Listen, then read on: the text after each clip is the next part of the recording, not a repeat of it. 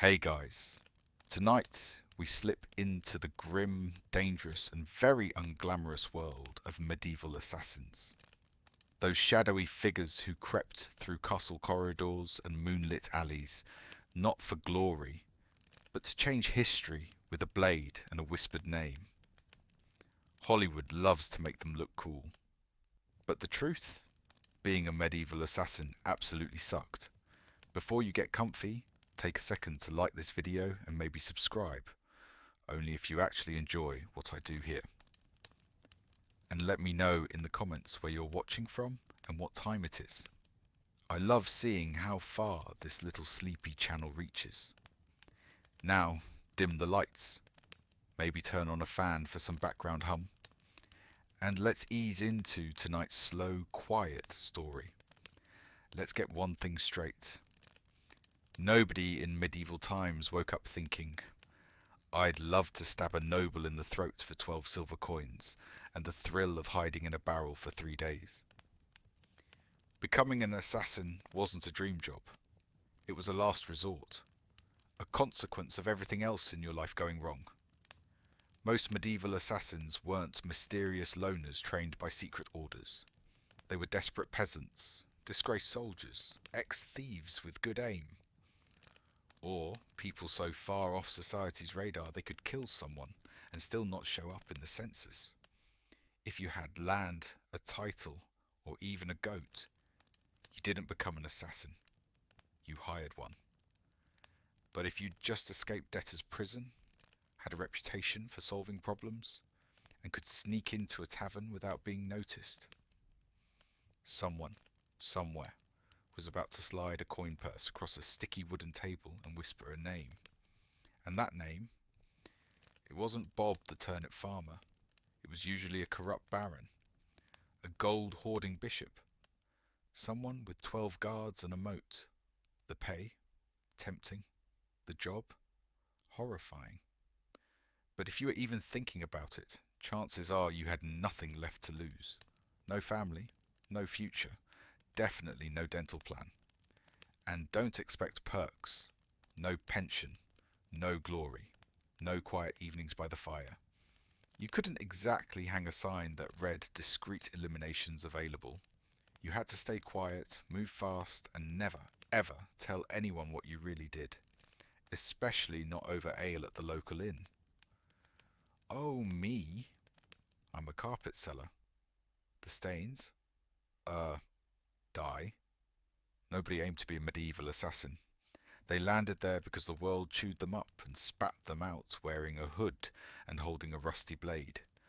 Let's crush a myth while we're here. Medieval assassins didn't train in candlelit monasteries under wise old mentors. There were no montages, no flute music, no motivational speeches. If you learned anything, it was by not dying your first few jobs. You weren't a master of shadows. You were an amateur with decent instincts, a good sense of direction, and the ability to climb without sneezing. If you had military experience, great. You probably knew how to hold a knife. If not, well, stabbing's easy. Surviving afterward? That's the hard part. There were no manuals, no guild welcome packet, no safety briefings. You didn't get taught how to identify body doubles or locate noble bedroom exits. You figured it out mid-job, probably while hanging from a ledge, wondering if you'd accidentally snuck into the laundry again. Poison? Trial and error.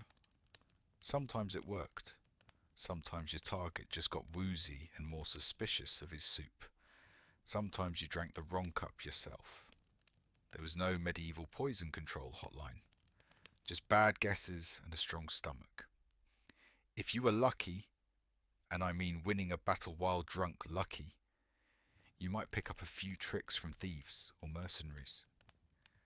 Maybe an older assassin showed you how to walk silently on cobblestones, but mentoring, that was rare and short-lived. Assassins didn't retire, they disappeared. Weapons training? Forget it. You weren't strutting around with a fancy broadsword or folding gadgets. You had a dagger. maybe a garrote, and whatever else you could stuff under your cloak without clinking. You weren't a deadly martial arts expert. You were a guy with quiet shoes, calloused hands, and an extremely suspicious relationship with alleyways. Success didn't come from training. It came from survival. You learned to kill by doing it fast, messily, and getting out before anyone could tack your sketch to a church door. Your education was brutal, practical, and came with no diploma. Just bruises, bloodstains, and the creeping realization that you were very much alone. Let's talk about motivation. Why take on a job like this? One word: coin. Cold, heavy, jangly, deliciously spendable coin. That was the bait. The promise of silver was what got you into the business. But the truth? You got paid in lies. When someone hires an assassin, they don't want a long-term relationship. They want a one-time service. No paperwork. No witnesses. Including you.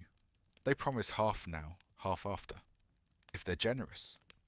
But after the job is done really means after we make sure you didn't mess it up, after we verify you didn't leave a trail, after we confirm you didn't get caught, after we decide whether or not we need you to stay alive. So you do the job. You sneak through shadows, risk your life, maybe even pull off a clean kill. You come back, and they're gone. Or worse, waiting for you with a dagger, because paying you is more expensive than silencing you. And if they do pay, it's never enough. Not for the blood, not for the risk, not for the 3 nights spent hiding under a wagon next to a dead goat. You get some coins, a nod, and a reminder. You were never here. Some jobs, they weren't even real, political traps. You'd be sent to take out a dangerous traitor, only to find it was a decoy. And now you're surrounded by guards, part of a carefully designed sting operation with your name already scribbled on the wanted posters. You couldn't file a complaint. You couldn't complain to the union, because there was no union, just a short drop and a long rope if you talk too much. So you learned fast. Get paid up front. Trust absolutely no one. Especially not the guy who says, "This one's different." Because it was. Mostly in how fast it would get you killed. Let's look at your gear. Forget the fantasy. No wrist blades, no smoke bombs, no crossbows disguised as musical instruments. You used what you could steal, sharpen, or hide. If you were lucky, like stepped in a sacred stream lucky, you had a decent dagger. Not ornate, not dragon-shaped, just sharp, and ideally not sticky. Poison? It existed, sure. But it was unreliable, slow, and often just made the target vomit and become harder to kill. Most medieval poisons were made from plants, minerals, or crushed toad guts. And you weren't a chemist. You were eyeballing dosages and praying. Sometimes it worked. Sometimes your target lived and added 2 more guards to his dinner rotation. Sometimes you poisoned yourself. Rope? Useful, but only if you knew what you were doing. Try fumbling through a garrote knot mid-fight and tell me how that ends. Bows? Effective, yes. But you weren't smuggling one through a palace disguised as a flower arranger, and you didn't get a second shot. Assassinations weren't clean. They were personal. Up close. Unforgiving. No backups. If your blade broke or fell down a drain, it was time to get creative. A loose brick, a roof tile, a spoon. You carried what you could hide. Inside boots, hems, or even hollowed out loaves of bread. And you didn't show it off. Your weapon was your lifeline. Your boss. And your retirement plan. And if it failed you, you were done. Now let's talk targets. No one hired you to take out the village drunk or Jeff the sleepy candle maker. You were sent after nobles, bishops, military commanders, sometimes royalty, and they weren't easy to kill. First, guards. Not one or two, dozens. Some posted at doors, some patrolling halls, some just glaring at everything with swords half drawn. You spent days learning patrol patterns, counting steps, listening for creaky floorboards. Second, walls. Castles didn't have back doors. They had drawbridges, arrow slits, and pits full of bitey things. If you got inside, you still had to worry about boiling oil. Yes, boiling oil. May get flambeed was part of your job description. Third servants, cooks, scribes, stable boys, all with eyes, ears, and loose lips. One wrong glance, and they'd rat you out faster than you could say, "I'm just here to fix the tapestries." You weren't just dodging swords. You were dodging rumours, and medieval gossip moved faster than a plague cart on market day. And finally, your mark. They were paranoid, rightfully so. They didn't sleep in the same room twice. They used food tasters, body doubles, and probably had a jester who doubled as a spy. Even when they were drunk, you weren't safe, because you were drunk too, and you still had to get past guards, dogs, and 50 witnesses. Sometimes getting close took weeks. You'd pose as a servant, bribe a maid, sleep in a barrel. Then, when the moment came, you had one chance, one shot, no squeaks, no screams, no slip-ups. Because if you failed, you became a lesson, a warning, a dangling reminder on the city gate. And the sign didn't say, "Nice try." It said, "Traitor." Let's talk fashion, because medieval assassins weren't exactly runway ready. You didn't wear sleek black robes or dramatic leather armor. You didn't have a mysterious hood that billowed just right in the moonlight. Number. You looked like a sick goat herder who hadn't slept in 3 days. Because blending in meant looking broke, tired, and dirty, just like everyone else. Disguises weren't stylish, they were practical. You wore peasant rags, oversized monk robes, or maybe a guard's uniform that still smelled like the last guy who wore it. The goal wasn't to impress, it was to not get noticed. You didn't stand out because of your cloak. You stood out because you kept adjusting your belt to hide a dagger wrapped in old cheesecloth. Masks. Forget about it. There were no Guy Fawkes options. Just strips of cloth that made you look like you had the plague. If anyone asked who you were, you had to think fast. "I'm Brother Tobias.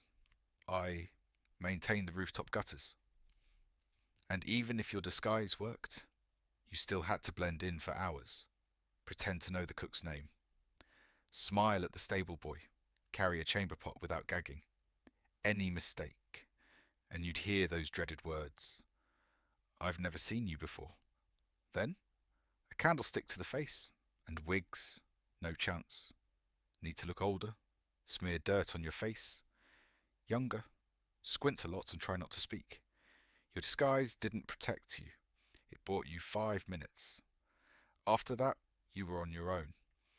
And don't think you had a crew. There were no sidekicks, no clever alchemists in the basement brewing potions, no shadowy handler passing you coded scrolls. Just you, your rusty blade, and a very deep distrust of absolutely everyone. Assassin guilds, mostly tavern gossip. If you did meet another killer, they didn't want to network. They wanted to make sure you didn't talk, because in this line of work, secrets kept you alive.